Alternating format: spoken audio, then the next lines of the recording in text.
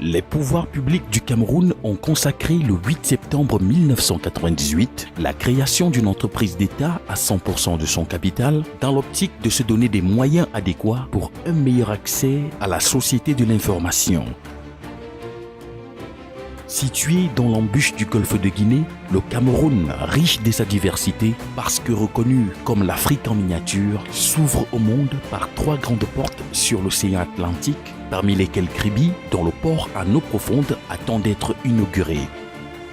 Kribi est en effet la base expérimentale de la toute première ville numérique au Cameroun. Rien ne lui échappe.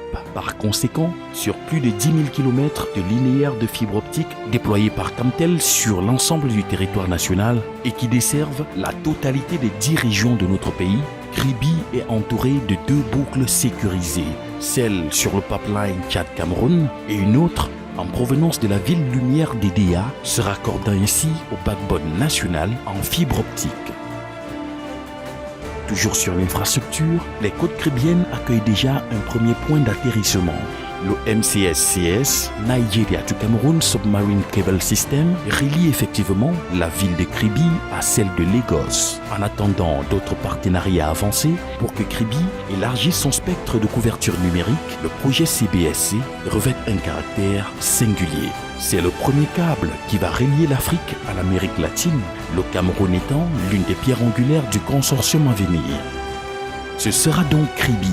Mais à vrai dire, c'est le Cameroun, l'Afrique centrale, toute l'Afrique qui tireront le plus grand bénéfice de cette infrastructure gigantesque. Une opportunité immense de densifier et de sécuriser les communications à destination et en provenance du continent noir par ces temps de cybercriminalité et de malveillance de toutes sortes.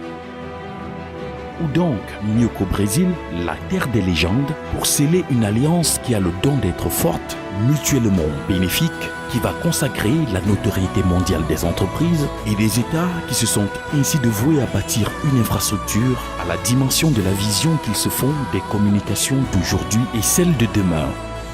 Qui donc, mieux que nos partenaires de choix, China Unicom, Exim Bank China, Huawei Technologies, Telefonica, pour nous donner la main dans un partage d'expérience et d'ambition afin de construire le 32 Tb que se propose d'offrir le CBCS, un édifice qui va reconstruire l'histoire par l'Atlantique et transporter le rayonnement planétaire du Cameroun à travers les profondeurs maritimes. Et le maître d'œuvre a un nom, la Cameroun Telecommunication.